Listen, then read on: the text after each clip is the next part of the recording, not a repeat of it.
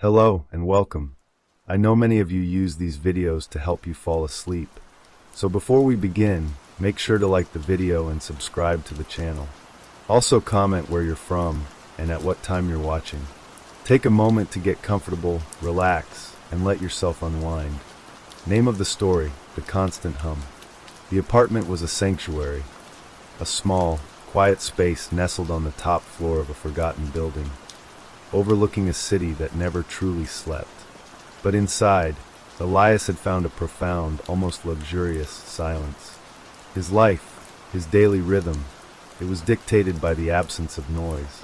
The soft rustle of leaves from the single skeletal tree outside his window, the faint, distant wail of a siren, a passing rumble of the subway, all of it was just texture, woven into the fabric of the quiet.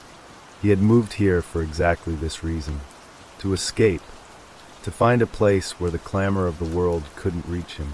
And for a long time, it had worked. Then it began. It was a faint thing at first, barely a whisper on the edge of his hearing, a low, constant hum. He noticed it one evening, as he was reading. He'd stop turning a page, tilt his head just so, listening. He'd think, oh, it's just the refrigerator, running a little harder tonight. But the next night, it was there again. And the night after that, it was a consistent, unwavering note. A single tone that seemed to thrum through the floorboards and up into his very bones. Elias got up. He unplugged the refrigerator, the lights, the small electric kettle on the counter. The hum did not stop. He went to the fuse box and flipped the main breaker, plunging the entire apartment into a perfect, absolute darkness and silence. Or so he thought. The hum was still there. It was even more noticeable now, against the total lack of sound. It was a vibration of pressure, a low thrum that seemed to fill the air, and his head from the inside out. He walked to the window and put his ear to the cold glass. Nothing. He went to the door and pressed his ear to the wood. He could hear the faint sounds of the building, the whisper of an elevator, a distant cough, but no hum. The hum was only here, in his apartment. And then, a terrible thought occurred to him. He went into his bathroom and ran the sink, the water rushing out with a sudden, loud torrent. The sound should have drowned it out, buried it completely. But he could still hear it, faint, but present, underneath the roar of the water. Elias turned off the faucet. He stood there in the sudden quiet, the tiny droplets of water from the faucet tip hitting the basin. One, by one, by one, and the hum was still there. This wasn't an appliance. This wasn't the building. This was something else, something only he could hear. The realization settled over him like a shroud, heavy and cold. It wasn't the building. It wasn't the city. It wasn't anything he could find or touch or turn off. The hum was his, and his alone. And it never stopped. Sleep became a battlefield. He would lie in bed, his head sinking into the pillow, and the hum would intensify. It would grow from a low thrum into a throbbing pulse, a metronome for his mounting anxiety. He tried earplugs. They were a joke, nothing more than a barrier to the external world, while the sound inside his skull continued, louder, more insistent, a phantom presence in the silence. His days weren't any better. He would sit at his desk, trying to read, to work, but the words would swim on the page, distorted by the low, droning note. It was a constant companion, a parasite on his peace of mind. He began to feel it physically, a tingling at the back of his neck, a dull ache behind his eyes, as if the sound itself was a pressure, pushing against the fragile walls of his skull. He had to prove it. He had to know he wasn't going crazy. First, he tried his phone. He downloaded a sound meter app, a spectral analyzer. He opened it, held the phone out, and watched the screen. The needle remained dead still, a flat line in a perfectly silent room. He turned up the sensitivity, waited, held his breath. Still nothing. The app saw only silence. He then went to an electronics store and bought a microphone. A good one, a professional condenser mic, sensitive enough to pick up a pin drop. He came back, set it up in the center of his living room, and pressed record. He sat and waited for 5 full minutes, a lifetime. his ears ringing with the relentless hum, a sound that felt as if it should be shaking the walls. He played it back. He turned the volume up all the way, his speakers hissing with static, but there was no hum, no low thrum, nothing but the faint, almost imperceptible static of an empty room. He repeated the test again and again, with different devices, in different parts of the apartment, hoping to catch some ghost in the machine, some spectral spike on the screen. But the results were always the same. The hum wasn't a sound, not in the way a microphone understood sound. It was something else. He tried a different approach. He called his sister, told her he wanted to show her something strange. She came over, a bright, cheerful presence, filling the apartment with a sound that wasn't the hum. He felt a moment of hope. Maybe with her here, the hum would go away. But it didn't. It was still there, a silent, personal torment. "Listen," he said, and she leaned in close. He explained it, the low, constant hum, the vibration. She stood there, head tilted, eyes closed in concentration, a slight frown on her face. "I don't hear anything, Elias," she said, her voice kind, but firm. "It's completely quiet." No, it's there," he insisted, a note of desperation creeping into his voice. "Just listen closer. Can't you feel it? It's like a pressure in your ears." She smiled, a sad, pitying smile. "Maybe it's the building's pipes, or the ventilation system. It's an old place, Elias." He wanted to scream at her, to shake her, to make her hear it. But he knew it was pointless. She was right. She couldn't hear it.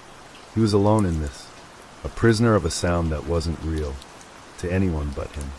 The hum was no longer just a noise. It was a secret, a confession that he was, finally, and completely, losing his mind. And it hummed on, and on, and on, a constant reminder of his spiraling sanity. The smile, the sad, pitying smile on his sister's face, it became a brand, burned into his memory. It was the moment he stopped fighting for validation and started fighting for his life. The hum was real, and whether anyone else could hear it was irrelevant. He gave up on the outside world. He stopped answering the phone. He let the mail pile up outside his door. His only purpose, his only focus, was the hum. He lived with it. He ate with it. He tried to sleep with it. A constant, low-frequency companion. He began to search for patterns. He would sit for hours, sometimes in the stillness of the living room, sometimes curled in the dark closet, just listening. He thought maybe it was tied to the time of day, the weather, the phase of the moon. He wrote everything down in a small notebook, filling pages with nonsensical notes, scribbled diagrams, and timestamps. The hum was like a tide. Sometimes it would recede, becoming so faint he could barely feel it, a thin wire of sound, almost non-existent. Those moments were a cruel sort of bliss, a fleeting glimpse of the quiet he once knew, before it would inevitably return, a wave crashing back with renewed force, louder, more demanding than before. One evening, as he sat in the dark, notebook open in his lap, his heart began to beat a little faster. He had been thinking about his sister's face, the look in her eyes, the pity. A cold dread seeped into him, and as his heart quickened, thump, thump, thump, thump, he felt a change in the hum. It was no longer a steady drone. It began to pulse. Whum, whum, whum. It was synchronized, a perfect, horrible echo of his own heartbeat. He held his breath, trying to slow his pulse. He closed his eyes and focused on an image of a still lake, of a peaceful forest. His heart rate began to drop, slowing down, thump, thump, thump, and with it, the hum lowered its tempo. Whum, whum, whum. A terrible understanding began to dawn on him. The hum wasn't a constant note. It wasn't a static frequency. It was responsive. It was listening to him. The discovery didn't bring him relief. It brought him a new kind of terror. This wasn't some external phenomena, or even a purely internal hallucination. It was something that reacted to his feelings, to his fear, to his very presence. His body began to waste away. The weight fell off him, his clothes hung loose. He became a gaunt figure, with wide, sunken eyes, permanently fixed in an expression of quiet horror. The hum had become his entire world. It was a symbiotic relationship, one in which the hum was the parasite, feeding on his sanity, growing stronger with his fear. He tried to ignore it. He tried to flood his senses with other sounds. He would turn on every light, put on loud music, anything, to break the concentration, to sever the connection. But it was no use. The hum was always there, an undercurrent, a dark river flowing beneath the surface of all other sound. And then came the morning when the hum changed again. It didn't just pulse with his heartbeat. As he stood in the kitchen, holding a cold mug of water, he felt a change in the pitch. It became higher, a thin, whining note, like a violin string pulled too tight. He clutched his head, his teeth rattling, as the pressure in his skull became unbearable. It was no longer a hum. It was a scream, a silent, constant scream that only he could hear. And it was calling him to something. The scream, a thin, relentless needle of sound, pierced through the fog of his exhaustion. It wasn't just a noise, it was a command, a pull. Elias rose from the floor, his bones aching, his joints stiff, and he began to follow it. The sound was coming from the living room, from the center of the living room, right where he had spent so many sleepless nights, listening. He took a hesitant step, the old floorboards creaking under his weight, and the scream grew sharper. He took another step, and another, his bare feet dragging on the worn rug, until he was standing exactly in the middle of the room. The pressure in his skull was blinding now, a hot, concentrated point of agony. He put his hands on his head, as if to physically push the sound out, to press his mind back into his skull. He fell to his knees, his knuckles brushing against the cold, smooth wood of the floor. And there, he felt it, not with his ears, but with his hands. A faint, impossible vibration, humming up through the floorboards, a feeling that was both solid and ethereal. It was stronger here than anywhere else. The source. He ran his hands over the wood, feeling for a seam, a crack, a loose board. He found nothing. The floor was solid. The hum was coming from nowhere and everywhere. It was in the wood, in the air, in the very fabric of the apartment. Desperate, he tore at the rug, pulling it back from the floor, exposing the smooth, polished planks. He stared at the spot where the hum was strongest. Nothing, just wood. He pressed his ear against it, and the scream, the silent, relentless scream, was so loud it felt as if it would tear his eardrum. He scrambled back, away from the center of the room, breathing in ragged, desperate gasps. He backed into the kitchen, his eyes locked on that empty spot on the floor. It was in the corners of his vision, a shimmering, a slight, heat haze, hovering above the wood. It wasn't light, it wasn't smoke, it was just a distortion, a blur in the air. He moved to the door, his hand on the knob, his heart hammering against his ribs, a wild, frantic drum. The hum had a source. The hum was in the apartment. He could leave. He could get out. He could get to a place where he couldn't hear it, a place where his own madness couldn't follow him. But as he pulled on the doorknob, the scream intensified, a razor wire of sound that threatened to split his skull open. He gasped, his vision swimming. The pressure was unbearable. It was a physical wall, holding him in place. He let go of the knob, and the sound, the scream, softened slightly, settling back into its terrible, high-pitched whine. It wasn't an escape route. The apartment was a cage, and he was the prisoner. He sank back to the floor, sliding down the wall, until he was sitting on the cold tiles. He watched the living room, the empty, silent, humming living room. He understood it now. The hum was the apartment's voice. The silence he had so desperately sought was an illusion. The apartment, this place, had always been speaking, always been humming, waiting for someone to finally listen. And Elias was the one. He didn't sleep that night. He didn't eat.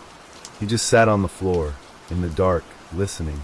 The high-pitched scream, a note of pure agony, resonated through his entire being. He no longer tried to fight it. He no longer tried to understand it. He just listened. He became one with it, a part of the constant, agonizing, beautiful, and terrible song of the apartment. His hands lay limp in his lap. His eyes were open, but they saw nothing. His mind was no longer his own. It was a vessel, an echo chamber for a sound that had finally found its home in him. The silence that had once been his sanctuary was gone, replaced by a constant, high-pitched scream, a sound that only he could hear. And somewhere, in the desolate city, on the top floor of a forgotten building, a new voice had been added to the symphony of the world. A silent, constant voice, humming on forever. E. Name of the next story, The Forgotten Memory. E. It was a quiet evening, the kind where the silence holds a special weight, a certain comfort. The rain had just stopped, leaving the air cool and clean, and the world outside the window was a soft, shimmering gray. David sat in his worn armchair. The only sound the soft tick-tick-tick of the clock on the wall, and the low hum of the refrigerator. He had decided it was time to finally sort through the old things in the spare room. A box of his grandfather's belongings, a few sentimental pieces of furniture, and a dusty box, marked simply, miscellaneous. He dragged the box out, the cardboard groaning on the floorboards, and sat down, crossing his legs. He pulled back the heavy flaps, and a scent, dry and papery, of old photos and forgotten memories, wafted up. He found some old books, a few letters tied with string, and then, at the very bottom, something small and plastic. It was a disposable camera, the kind you'd buy at a pharmacy for a school trip or a birthday party. A small, simple, yellow box with a tiny viewfinder, and on the back, a handwritten date in black marker. October 18th, 2024. Just last year. A pang of nostalgia, but nothing more. He hadn't used a camera like this in years.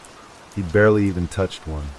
All his photos were on his phone, a digital cloud of moments, organized and searchable. This felt like a relic. Still, a curious feeling came over him. A quiet voice in the back of his mind, whispering, "What did I take pictures of?" He got up slowly, the motion feeling heavy and deliberate, and went to his car. He drove to the one place he knew would still develop film, a small, independent photo shop downtown, a place that smelled of chemicals and paper. The clerk, a young man with a tired smile, took the camera, looked at the date, and gave him a strange look. "You know, it's just a 1-hour service now for these old ones," he said. "People don't use them much anymore." David nodded, not trusting himself to speak. He paid, and drove back, the rain beginning to mist, falling on the windshield. The hour passed with a slow, almost painful drag. Finally, the phone rang. The clerk's voice was flat. "Your photos are ready, sir." He drove back, the car tires humming on the wet asphalt. He walked into the shop, and the clerk handed him a small white envelope. The weight felt strange in his hands, a solid, tangible set of memories. He took them home, and poured himself a cup of tea. The clock on the wall tick-tick-ticked. The steam rose from his cup, and he sat down, his heart beating a slow, heavy drum against his ribs. He reached inside the envelope, and pulled out the small stack of glossy squares. The first picture was of a park he recognized, the old oak tree near the pond. A beautiful, ordinary, everyday shot. The second was a picture of his own living room, but from an angle he didn't recognize. The light, the way the shadows fell, it was different. The third was a selfie, a close-up of his own face, but there was a stranger in the background, half out of frame, just a sleeve and a blurry face. He frowned, his heart beginning to beat a little faster now. He flipped to the next one. It was a group photo. He was in the middle, laughing, his arm around a woman he had never seen before. She was smiling at the camera, her eyes crinkling at the corners. On his other side, a man, with a beard and a baseball cap, was giving a thumbs up. Behind them, 3 other people, all smiling, all looking happy, all complete strangers to him. He flipped through the rest of the stack. Each one, another group shot, at a campsite, near a waterfall, in a bar with bright neon lights. In every single picture, he was there, with them, this group of people he had never met, laughing, smiling, looking like he belonged.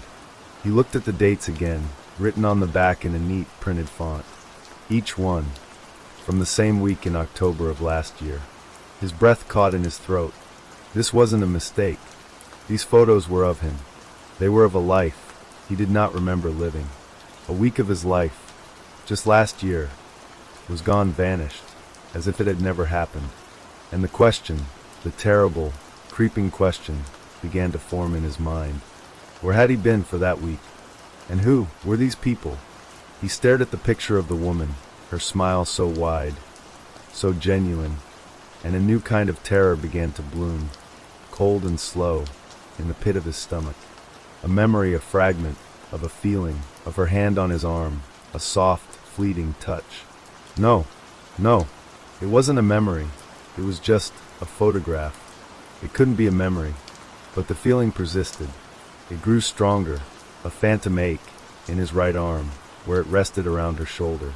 A feeling of an absent weight, a missing presence. He flipped to the next photo, and the man with the beard, his smile was different. It wasn't the happy smile of a friend. It was something else. It was a knowing look, and his eyes, they were staring, not at the camera, but directly at David through the photograph, as if he knew that one day, David would find these pictures. That one day, David would finally remember. The man with the beard, his eyes held a cold certainty, a stillness that cut through the happy chaos of the photograph. David felt a shiver, as if he were being watched, not by the man in the picture, but by the man behind the man. A phantom, a ghost, looking out from a past that wasn't his. He put the photos down on the coffee table, his hands trembling slightly, and stood up. He walked to the window, looking out at the streetlights shimmering on the wet asphalt, and tried to breathe, to clear his mind. He couldn't. His thoughts were a frantic, swirling storm. A week. 1 week gone. How? Why? He walked to his bookshelf and ran his fingers over the spines of the books he knew, the books he had read, the stories he remembered. He felt a desperate need for something familiar, something to anchor him to his own life. His phone lay on the end table. He snatched it up, unlocked it, and began to scroll frantically through his calendar. He went back to October of last year, to the dates on the photos. The week was empty, blank, as if he had not existed. He had entries for the week before, a dentist appointment, a grocery list, and the week after, a work meeting, a coffee with a friend. But that week, it was just a blank space, a void. He opened his photo gallery, scrolling, his thumb flying over the screen. Pictures of his cat, a few selfies, photos of food, of sunsets, nothing. No group shots, no trips, no people he didn't know. The cloud, the digital record of his life, told a different story. And then, a terrible thought occurred to him. He opened his phone's location history, and his stomach lurched, a cold, sickening flip. The map was a solid blue line, a continuous record of his movements, from his home, to his office, to the grocery store, to the coffee shop. Every single day of that lost week, it showed him at home. The map, the digital record, it told him he had never left. But the photographs, those small, glossy squares, they told a different story. They showed him in the woods, at a bar, next to a waterfall, miles and miles from his quiet, ordinary life. One of them was lying. The photographs or the map. He looked back at the photos, at the smiling faces, the easy camaraderie.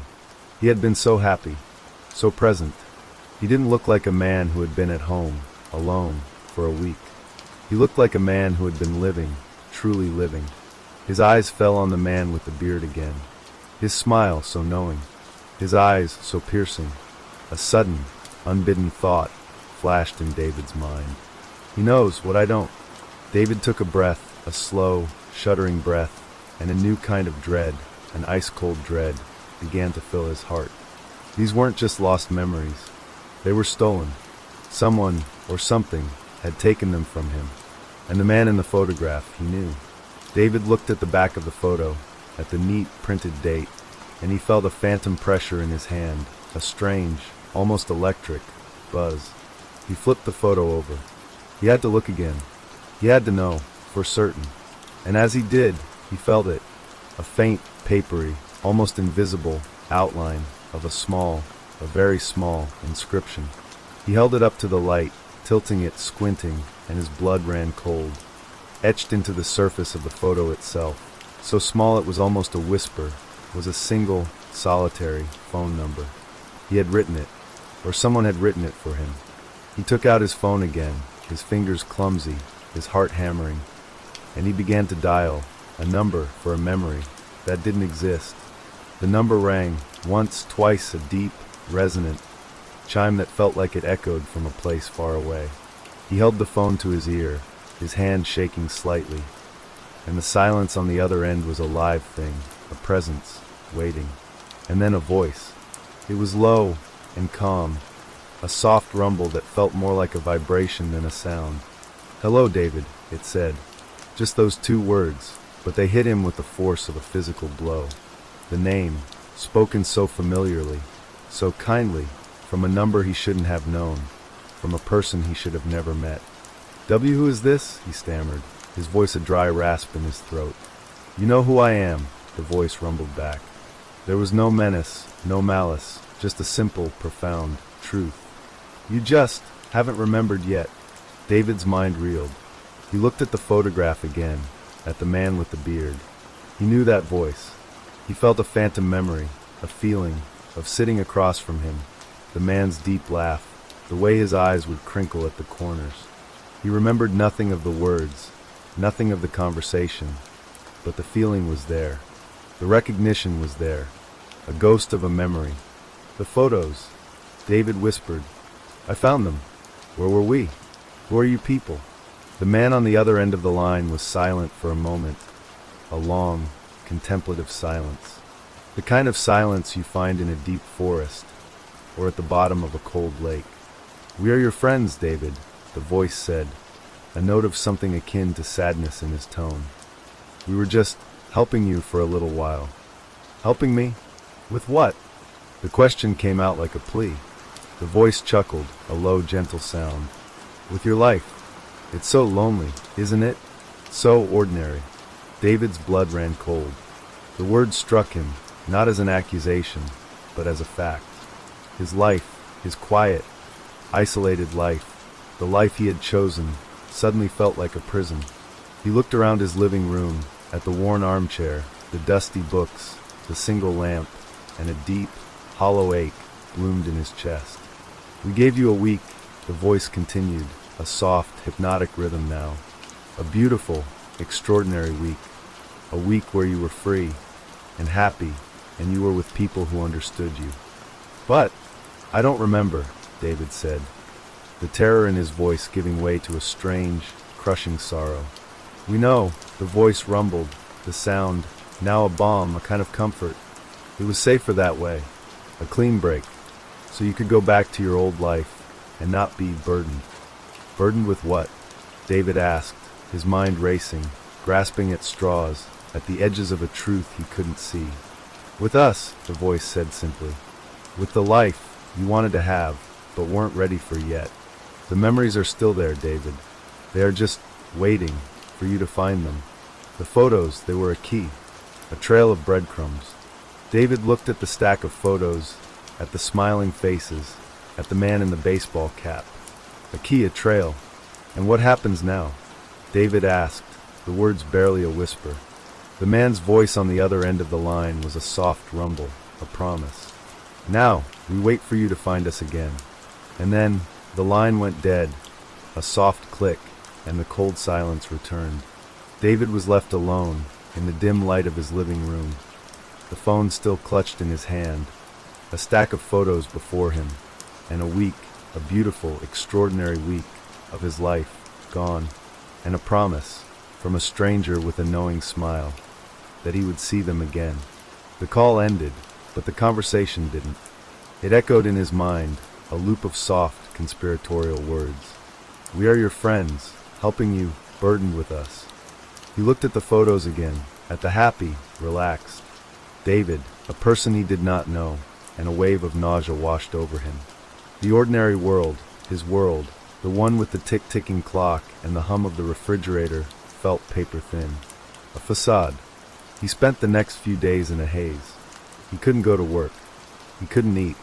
He just sat there, surrounded by the glossy squares, studying them, searching for a clue he hadn't seen.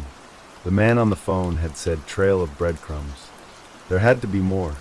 He looked at every face, every detail, every blurry background. He ran his fingers over the grainy images, as if he could absorb the memory through touch. In one photo, a bar with bright neon lights, he saw it. A small detail he had missed before, in the reflection of a mirror behind the group. It was blurry, distorted, but it was there. A symbol, a stylized, twisted knot, a circle, with no beginning and no end. He'd seen it before. He was sure of it, in a dream, or a half-forgotten image, but the memory remained just out of reach. He spent hours online, his fingers flying over the keyboard, searching for endless knot symbol, circular knot tattoo, ancient knot logo. The results were endless, a dizzying array of Celtic designs, occult symbols, corporate logos, nothing that felt right, nothing that gave him the gut feeling of recognition. He looked back at the photos, at the smiling, laughing faces, and a new theory began to form. Maybe it wasn't a symbol. Maybe it was a place. He took a magnifying glass to the photos, studying the backgrounds with a frantic intensity. The bar photo was too blurry, the campsite photo was too dark, but the one near the waterfall, a clear sun-drenched day, a path, a wooden bridge, and in the distance a sign. It was partially obscured by a tree branch, but he could make out a few letters. The Ever, and then the rest was hidden.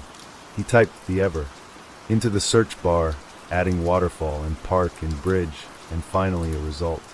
An old, forgotten article about a local hiking trail. The Everwood Trails. It was miles away, deep in the mountains, a place he had never been. He felt a new kind of terror, a cold, thrilling mix of fear and possibility.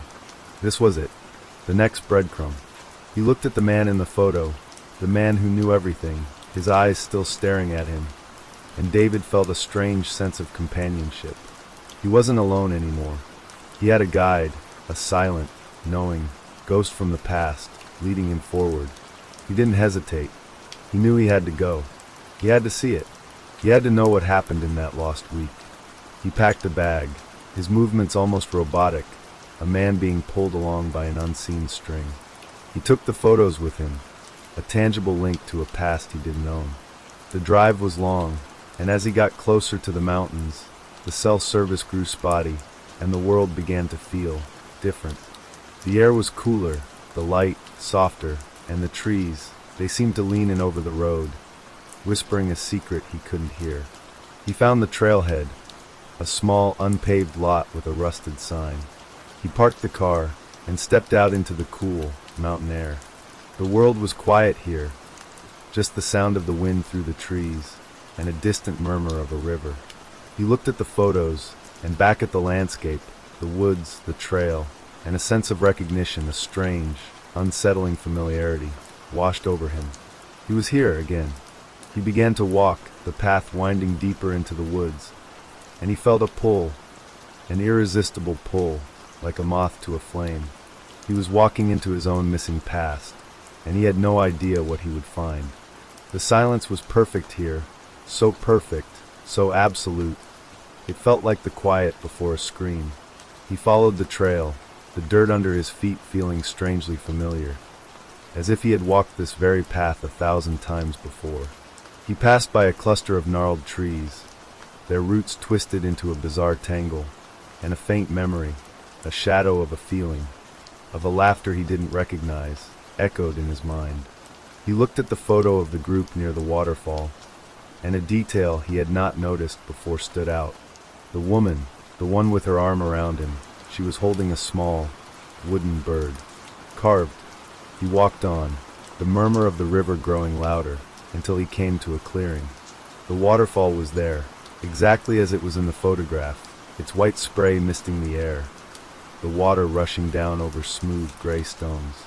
He stood on the wooden bridge, the one from the photo, and the sense of déjà vu was so strong it was a physical force, a wave crashing over him.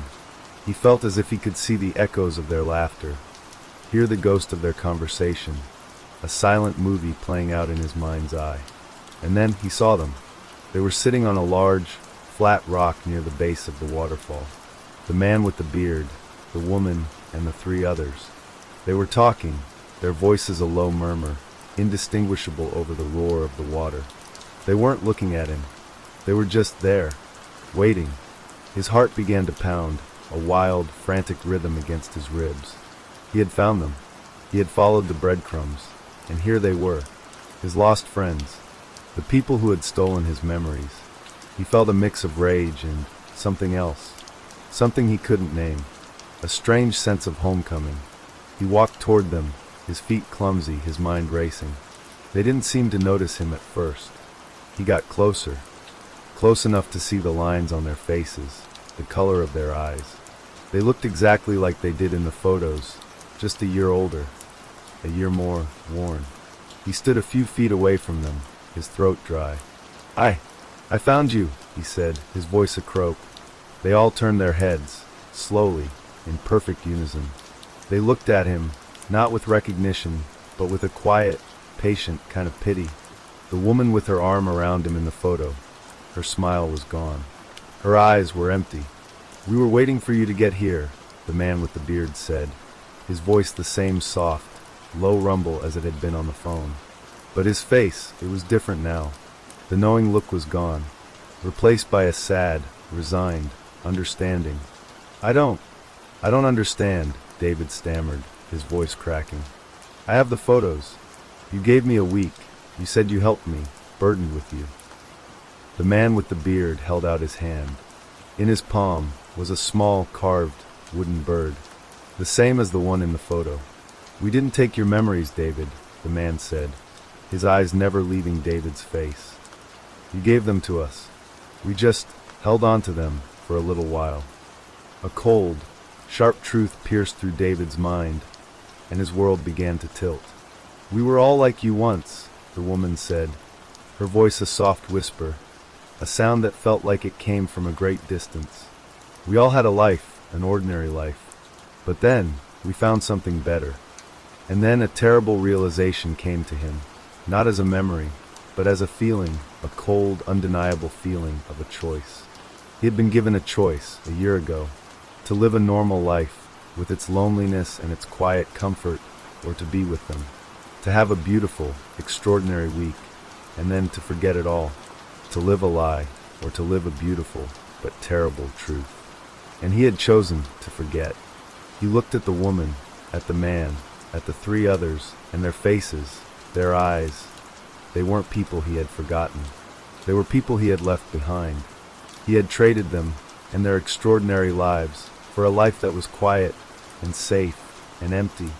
The man with the beard held out the small, wooden bird. "We can give them back, David," he said, his voice a soft, low hum. "We can give you back a week, but we can only give you one. And when it's over, you have to choose." David stared at the small, wooden bird, his mind a blank slate. He didn't know what to do. He didn't know if he wanted his memories back. He just knew, with a terrible certainty, that he was no longer a victim of a stolen past. He was a prisoner of his own choice, and a new feeling, colder than the mountain air, deeper than the river, settled into the pit of his stomach. Regret. He stood there, motionless, as the spray from the waterfall misted his face, a phantom tear, washing away the last traces of his old life. The man with the beard, his hands still outstretched, the small wooden bird resting in his palm, his eyes, unblinking, held a kind of infinite patience. The silence, which had once been so precious to David, was gone, replaced by the roar of the water and the quiet, unnerving presence of this group of forgotten people. He looked at the woman, at her empty eyes, and a feeling of loss, so profound and so deep it was a physical ache, a gut punch of what could have been, of what he had so easily, so carelessly thrown away. He had chosen to forget them. He had chosen to be ordinary. The woman smiled, a small, sad curve of her lips. "You can come back to us," she said, her voice a soft whisper, barely audible over the roar of the water. "But you have to let go of the other side. You have to let go of everything you know." And David looked at her, and he knew what she meant. They weren't just friends. They were a different kind of life. A dangerous life. A life with no safety nets, no predictability, and no guarantees. A life that made you forget everything else, because it was so much more. The man with the beard, he took a step forward, and another. He came closer, until he was standing just a few feet away from David. The wooden bird held out like a peace offering. "It's not easy, David," he said, his voice now a warm, gentle current. "But it's real. The world you lived in, the world you chose, it's a lie. A comfortable one, but a lie nonetheless. We can give you back a week, a beautiful week, but you have to be ready to stay." And David saw it, not with his eyes, but with a sudden, horrifying clarity, a flash of a memory. He saw himself, a year ago, standing in this exact spot. The man with the beard, his hand outstretched, the wooden bird in his palm. And he had shaken his head. He had turned and walked away. He had chosen the ordinary life, the quiet, the safe, the empty. And in his hands, he held the pictures of the life he had walked away from. He looked at his hands, at the glossy squares, the tangible proof of a choice he had made, and then forgotten. He had chosen his own ignorance, his own amnesia. He looked up at the man with the beard, his eyes now wide with a dawning, terrible, understanding. "I can't," David said, his voice a broken whisper. "I can't go back. I don't know who I am anymore." The man's face softened. A quiet, empathetic sadness settled over his features. "We know," he said, and his voice was the voice of all of them. The woman, the man, the three others. It was a chorus of sorrow. "That's why we gave you a week. A chance to find your way back." He lowered his hand, the wooden bird still resting in his palm. The woman stepped forward, and she reached out, and she took the photographs from David's trembling hands. She held them for a moment, and she looked at the smiling faces, at the joyful, carefree man that he no longer was. She looked at him, and she smiled again. Not the sad, pitying smile from his sister, but a kind smile. A mother's smile. A final, gentle goodbye. "Go home, David," she said. "The trail ends here." And the world began to blur. The figures of the woman and the man, the roar of the waterfall. It all began to fade, as if it were a dream. He felt a light, cold touch on his arm, and then he was walking. He was walking away from the waterfall, away from the woods, away from the people he had loved and chosen to forget.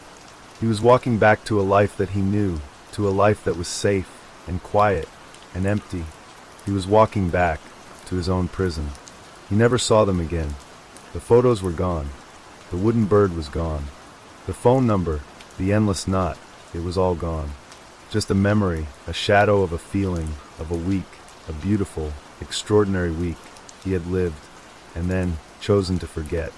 And sometimes, late at night, when the rain had stopped and the air was still, he would sit in his worn armchair, and he would look out at the dark, and he would feel the phantom ache in his right arm, where it had rested around the shoulder of a woman he had loved, and he would wonder.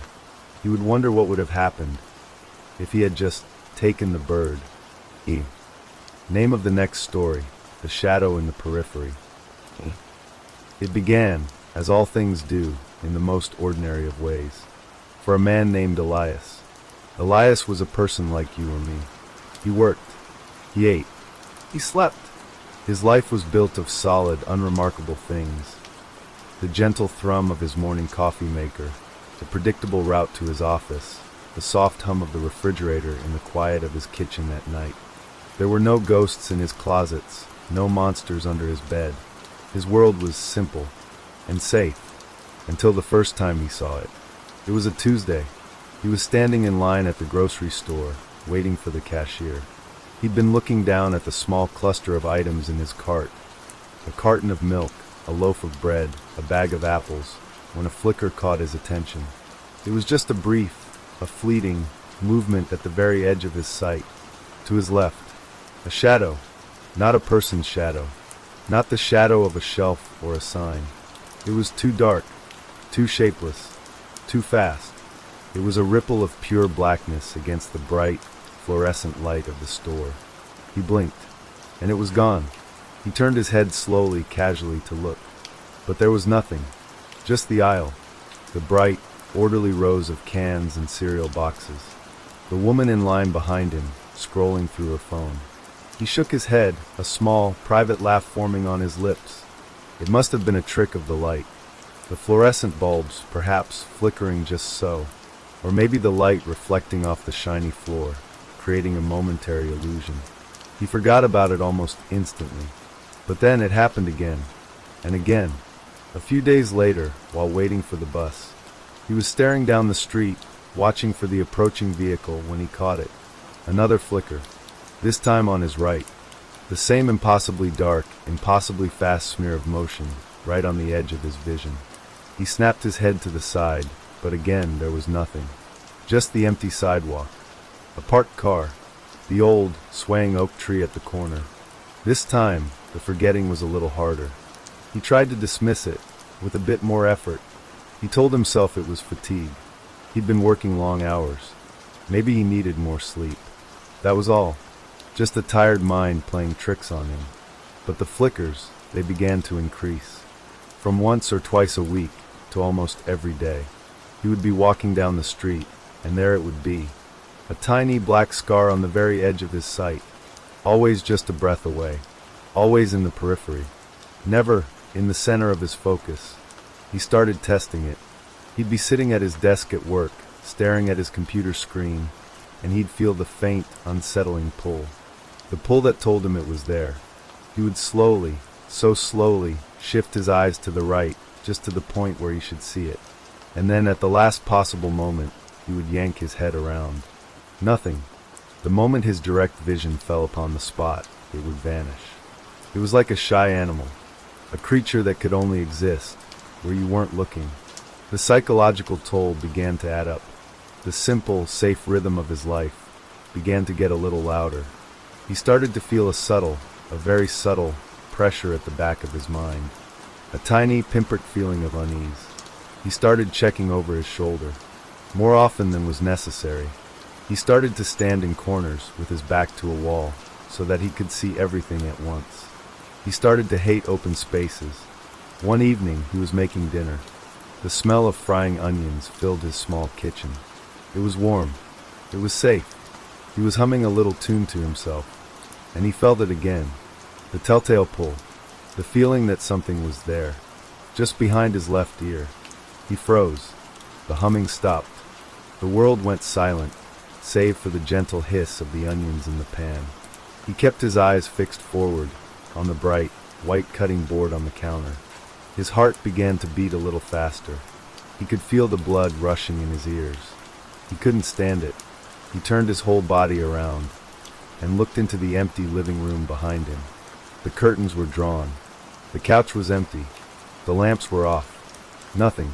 He stared for a full 10 seconds, his breath catching in his throat, before he finally turned back to the cutting board.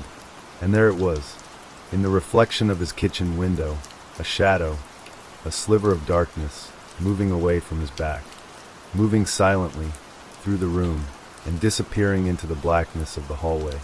He spun back around. The hallway was empty. It was just a doorway leading into a deeper darkness. But he had seen it, for the first time, with his own eyes. Not just in the periphery, but in the periphery of a reflection. And that was different. That was real. That was proof. The humming didn't come back. He ate his dinner in silence. And he knew, with a certainty that chilled him to the bone, that the world, his simple, safe, quiet world, was no longer what it had seemed. The shadow was no trick of the light. It wasn't fatigue. It was something else. And it was in the house with him. The night felt different. He went to bed with the light on. He told himself it was just a strange feeling, a one-time thing, but he couldn't shake the image from his mind. The reflection, the shadow, the way it had moved, like a ripple of ink in water. And he knew that tonight it would come closer. He lay in bed, staring at the ceiling, the small yellow light from the lamp casting long, warm shadows in the room. And he felt it again. The feeling of being watched. He could feel it, as a pressure on his left side, a cold spot on his skin. He didn't dare look, not directly. He kept his eyes on the ceiling, and he took a slow, careful breath. He listened. The house was still, so still. And then, from the edge of his vision, the very, very edge of his vision, he saw it. It was there, a formless shape, an impossible darkness, just beyond the warm light of the lamp. It was there, moving, and this time, it wasn't a flicker. It was a presence, a steady, unsettling presence that was waiting for him to look away. He didn't look. He couldn't. He kept his eyes on the ceiling, and he waited, and he knew, with every fiber of his being, that the shadow in the periphery was watching him too. It was waiting for him to fall asleep, and it was going to come closer and closer and closer. But what would happen when it finally reached the center of his vision? He had no idea, but he knew with a cold certainty that it wouldn't be good. He kept his eyes open, waiting and listening for the sound of it drawing closer in the dark, and so began his new life. His days were no longer built of simple, solid things. They were built of avoidance. He found himself walking down the street with his head held high, his gaze fixed straight ahead, as if a magnet were pulling his eyes forward. He would only allow himself to glance left or right for the briefest of moments. A quick flicker of his eyes, not his head, just enough to navigate the world, but not enough to give it a chance to appear. He ate his lunch in the park, his back against the wide, rough trunk of a sycamore tree. The tree was a shield, a solid, unmovable object that protected him from the creeping dread behind him. He would sit there, eating his sandwich, his gaze fixed on the bright, sunlit world ahead of him, and he would feel the pressure. The telltale sign that it was there, just beyond the edge of the tree, a phantom weight on his shoulders. He would pretend it wasn't there. He would just breathe and eat. He stopped taking the bus. He started walking everywhere. The motion, the constant forward motion, seemed to keep it at bay. When he was standing still, waiting for something, that's when it was at its worst. It was as if it was waiting for him to be vulnerable, to be still. He became a master of indirect vision. He could be sitting in a coffee shop, staring at the steam rising from his mug, and he could feel it on his left. In his periphery, he would know with a chilling certainty that it was there, somewhere behind the coffee counter or in the corner by the door. It never made a sound. It never breathed. It was just a silent, a black, a formless absence. One evening, he was having dinner with a friend. It was a normal human interaction, a gentle hum of conversation, the clinking of silverware, the warm laughter of people around them. He was so happy to be there, so happy to be in a place where it couldn't exist. And then his friend said, "Elias, are you listening to me?" Elias blinked. "Of course. Sorry. Just tired." "You keep looking over my shoulder," his friend said with a quiet smile. "Is someone there?" Elias's blood ran cold. He laughed, a dry, rattling sound. "No, no one is there." But he knew. He knew, with a certainty that was now a part of his very soul, that his friend was sitting, right between him and the shadow. His friend's body, his friend's very being, was an obstruction, a barrier, a thing of solid, tangible matter that the shadow couldn't pass through. And that was it. That was the turning point. He realized it was always behind him. Always. When he turned, it didn't just vanish. It moved with an impossible speed to get back, to his periphery. It was a slave to the rules of his vision. It could only exist where he wasn't looking. He found himself in the park again, this time in the dead of the night. It was late. It was dark. He was walking aimlessly, his hands in his pockets, his shoulders hunched against the cold. The moon was out, a sliver of white in the blackness, casting long, crooked shadows. He stopped walking. He felt it. It was right there. He could feel it as a tingling in his skin, a sensation of pure, static electricity at the edge of his right shoulder. It was so close he could almost feel its coldness. He didn't turn. He stood there, in the middle of the park, surrounded by darkness, and he began to talk. He talked to himself. He talked to the air. He talked to the trees. He talked to the night. He started with nonsense, just words, a stream of consciousness to keep his mind from going completely silent. He talked about his work. He talked about his day. He talked about his childhood. He talked about the grocery store. The tingling grew stronger. He took a slow, deep breath. He knew that what he was doing was insane. He was talking to a shadow. He was talking to a thing that didn't exist, to a figment of his imagination. He was talking to a trick of the light. But deep inside, in a place he was afraid to look, he knew he wasn't. He knew it was listening. And then a new thought came to him, a chilling, brilliant, terrible thought. What if he could see it? Not by turning his head, not by using a reflection, but by changing his mind. He went home. He didn't sleep. He sat in the dark. He wasn't afraid of the darkness anymore. He was afraid of the light. He knew that the light would only reveal its absence, and that absence was worse. He started to experiment. He would sit in his living room, in the soft glow of a single lamp, and he would put his phone on the coffee table in front of him. He would focus on the phone, and in the phone's smooth black screen, he could sometimes see the reflection of the room behind him, a distorted, blurred image. He saw the shadow for the first time, on purpose, a steady, slow, unwavering blackness that stood in the corner. It wasn't moving. It was just there, waiting. The next night, he tried something else. He used 2 mirrors. He put them in his living room, facing each other. And he sat between them. He could see himself infinitely in both directions. He sat there, and he felt it, the cold, familiar pressure. It was there, somewhere. He kept his eyes on his own reflection, and he began to look. He looked past his own reflection, past the mirror, into the reflection of the other mirror, and the infinite reflections within that. And he saw it. In the tiny, tiny, infinite reflection of the 3rd mirror in the series, he saw it. A shape, a form. It was impossibly thin, impossibly tall, like a scarecrow made of smoke. It had long, reaching limbs, and a head that was just a little too long. It was standing behind him, looking into the back of his head. He let out a shaky breath. His body began to tremble. He knew what it was. It was a stalker. It wasn't a trick. It wasn't a ghost. It was a thing that existed in the world, but only in the periphery. It could only exist when it was not being seen directly. It was a creature of indirection, of unbeing. He didn't know what it wanted, but he knew, with a certainty that now felt as solid as rock, that it was coming for him. It was a predator, and he was its prey, and he knew that sooner or later he would have to face it directly. He had to get rid of it. But how do you kill a shadow? How do you fight a ghost? He had to find a way to trap it, to force it into his direct line of sight. He had to find a way to make it real for just a second.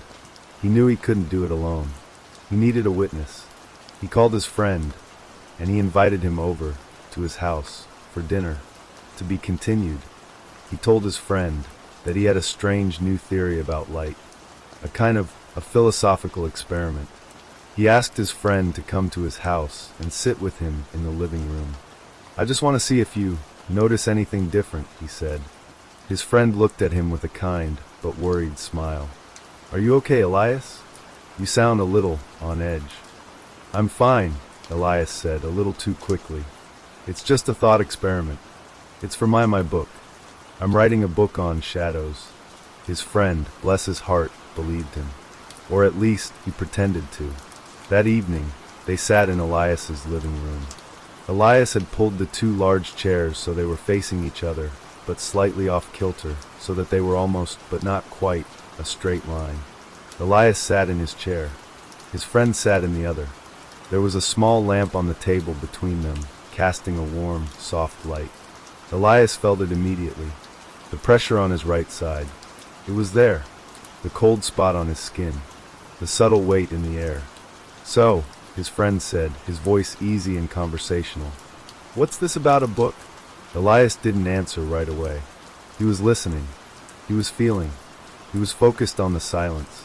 He was focused on the fact that the shadow was there, and his friend had no idea. "It's about," Elias began, his voice low and a little shaky. "It's about the things we see but don't. The things that are only real in the corners of our eyes." His friend laughed. "Sounds like a horror story." Elias didn't laugh back. He was watching his friend's face, but he was watching the space behind his friend's head. He could see it, just a little. A dark, a very thin line. A line that shouldn't have been there. "I want you to turn your head slowly," Elias said, his voice a low, gravelly whisper. "To your left. But don't look at the wall. Just look at me, and keep me in the center of your sight. Do you understand?" His friend looked puzzled, but he nodded. He began to turn his head. And as he turned, the shadow, the thin, dark line, it seemed to stretch, to elongate, like a rubber band. It was trying to stay, in his periphery. Elias's heart hammered in his chest. "Don't look at it," he said, his voice a raw plea. "Don't look at it directly." His friend's face went pale. "Elias, what are you talking about?" "Just look at me," Elias whispered. "Just keep me in your vision." His friend did. He kept turning. His eyes were wide. His face was a mask of confusion and a little fear. And then something happened. As his friend turned his head to the point where the shadow should have been in his direct line of sight, it didn't disappear. It just stopped moving. It froze. It was still in the periphery, but it was no longer fleeting. It was still. It was stuck. It was there. The silence in the room was absolute. Elias could see it now. He could see the whole thing. The impossibly thin, tall, dark shape standing in the corner behind his friend. Its head was too long. Its limbs were too thin. It was a silhouette, a shadow puppet, a piece of the night that had somehow detached itself from the world. He stood up. His friend's eyes followed him. His friend was looking at him, but he was also looking at the shadow. He was looking at something that should not have been there. "What is that?" his friend whispered. The words were a ghost of a sound. "That's it," Elias said, his voice a hoarse, triumphant whisper. "That's the shadow." He began to walk, very slowly, towards the shadow. His friend was frozen in his chair. His eyes were glued to Elias. He couldn't move. He couldn't breathe. Elias walked, one step at a time. He was close now, so close he could almost reach out and touch it. The air was cold, colder than anything he had ever felt. It was a cold that didn't feel like air. It felt like absence. He could see the details now. The way the darkness seemed to shimmer and waver. The way it absorbed the light from the lamp. It was a blackness that was blacker than black. He reached out his hand, slowly, his fingers outstretched, and he touched it. It felt like nothing. It was just a void. And then his friend, he turned his head just a little, just enough, to look at the shadow directly. And it happened. The shadow, it vanished. But it didn't just vanish. It recoiled. It shrank. It condensed into a single point of pure, inky blackness, and it was gone. The room was silent again. The air was warm again. The world was normal again. His friend looked at him. His eyes were filled with a raw, undeniable terror. "What was that?" he asked again. Elias just smiled. "That was the shadow." His friend stood up. "I have to go," he said, his voice shaking. "I have to go right now." And he did. He left. He never called again. Elias was alone.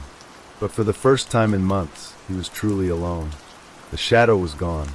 He hadn't felt it. He hadn't seen it. The pressure was gone. The cold spot on his skin was gone. He had defeated it. He went to sleep that night with the lights off. He slept soundly. He was free, or so he thought. The next morning, he woke up with a feeling of dread. It was a different dread, a new dread. It wasn't the feeling of being watched. It was the feeling of being empty. He went about his day. He felt nothing. No pressure. No coldness. No shadow. But something was different. His mind was a little quieter. He couldn't think as clearly. He felt a little hollow. He looked in the mirror. He looked the same. But something was wrong. Something was missing. He just couldn't put his finger on it. He went to the park. He sat in his spot against the sycamore tree. He felt the rough bark on his back. He felt the warmth of the sun on his face. And he felt alone. truly alone. The world seemed a little too bright, a little too real. It was as if a part of himself, a small, dark part of himself, had been ripped out. He felt a new sensation, a constant, a gnawing, an unbearable need. A need to be watched, a need for the pressure, a need for the coldness. He had gotten rid of the shadow, and now he was nothing. He had become the periphery. He walked into a crowded street. He stood there, and he closed his eyes. He felt the rush of people around him. He heard the muffled voices. He felt the world, but he couldn't see it. And as he stood there, in the dark, he began to think about the shadow, the long, thin, beautiful thing that only existed in the corners of his eyes. He began to miss it. He wanted it back. He needed it back. He was incomplete without it. He opened his eyes. He looked around. He looked directly at the people, at the buildings, at the trees, and he saw nothing. Just a feeling that somewhere in his periphery something was missing, something that he had once possessed and that he had foolishly cast out. And as he looked at the world with a mind that was now too clear, he realized that the shadow hadn't just been a monster. It had been a part of him, a part of his unconscious, a part of his mind, and he had destroyed it. He went home. He went to his room. He sat in the dark. He closed his eyes, and he listened. He listened for the gentle thrum of the coffee maker, the hum of the refrigerator, the sound of his own breathing, but all he heard was silence. And he knew that from now on, in the periphery of his mind, a shadow would always be missing. And that's the end of tonight's stories. Keep listening to the sound of rain and fall into a deep, peaceful sleep. Sweet dreams.